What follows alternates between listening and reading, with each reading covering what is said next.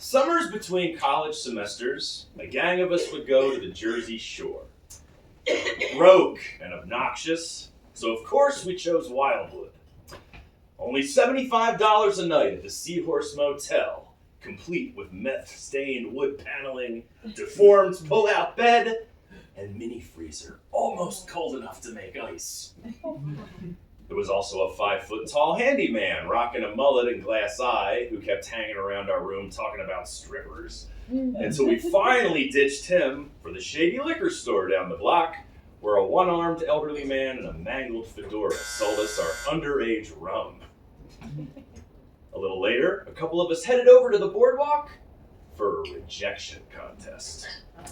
The plan was to approach the most attractive women in sight, lay an intentionally awful pickup line on them, draw their disdain, and earn a point.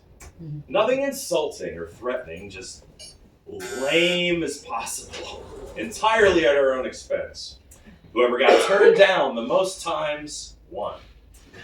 Now, I don't recall who became champion, but I remember one of my best lines aimed at a pair of ethereal blondes sitting down to look at the ocean.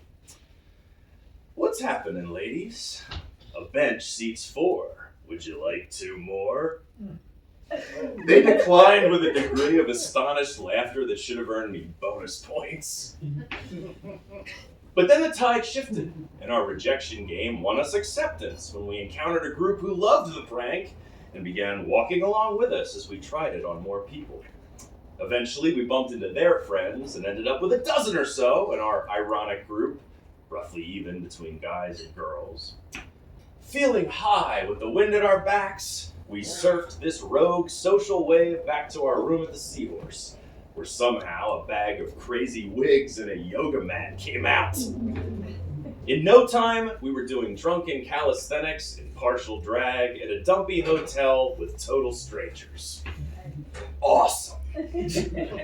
Well, until Glass Joe came pounding on our door to keep the noise down. That was our nickname for the fake-eyed handyman. Glass Joe. That was him, man. What a ridiculous, beautiful memory. One that never could have occurred had we packed our ego for the trip.